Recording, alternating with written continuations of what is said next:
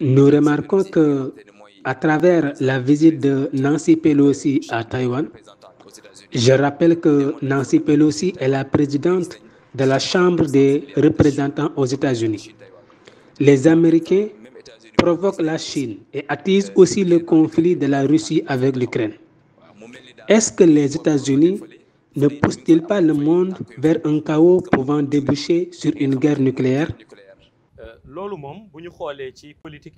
Lorsqu'on voit ceci sur la politique étrangère américaine, cela n'est point une surprise pour nous. Nancy Pelosi ne s'est pas simplement levée pour faire une visite ordinaire.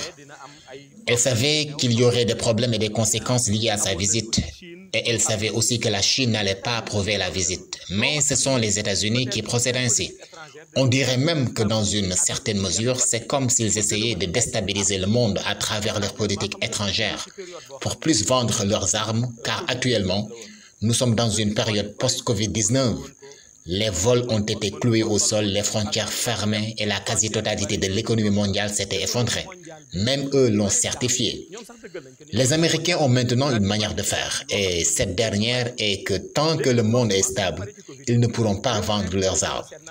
Ils cherchent donc parfois où se trouvent des problèmes afin de pouvoir vendre leurs armes, car ils ont des armes rares à la pointe de la technologie qui coûte cher.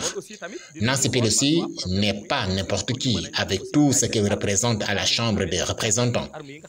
Elle s'est levée officiellement pour partir et il n'y a aucune voix qui s'est levée pour condamner son voyage. Au contraire, le Congrès a approuvé même son départ. Et elle n'a pas encore terminé sa tournée car avant-hier, j'ai vu qu'elle compte faire d'autres voyages. Donc, il cherche quelque chose à travers ce voyage et ce qu'il cherche est clair, car tant qu'il n'y a pas de crise, ils ne peuvent pas prospérer et il y a des pays qui vivent ainsi. Car c'est lorsqu'il y a des guerres que leurs armes sont vendues. Ils signent des accords et convoquent leurs armées et mercenaires pour travailler dans ce sens. Maintenant, en ce qui concerne la guerre entre la Russie et l'Ukraine, d'après les dernières tendances et les positions de l'OTAN, c'est comme si l'Ukraine est en train de prendre le dessus sur de nombreux territoires, jadis conquis par les Russes. Lorsque j'ai passé en revue l'aboutissement de ce conflit, j'avais dit qu'il est difficile d'être neutre sur ce dernier, mais il devrait considérer l'issue de cette guerre. En effet, de la manière dont je connaissais la Russie, de même que Vladimir Poutine, et la manière de procéder du Kremlin, je ne crois pas qu'ils vont accepter de perdre la guerre.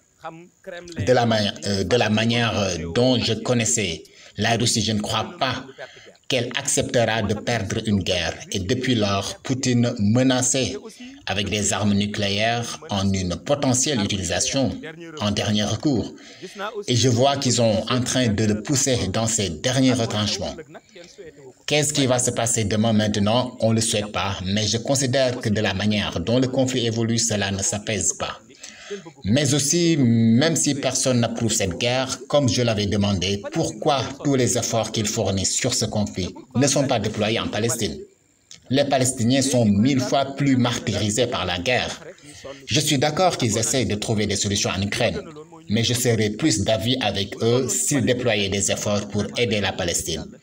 Et là, je pourrais dire que leurs actions procurent de l'avantage à la société musulmane. Mais pour l'instant, comme je l'avais signalé au début, c'est un conflit d'intérêts et jusqu'à maintenant, c'est cette situation qui perdure.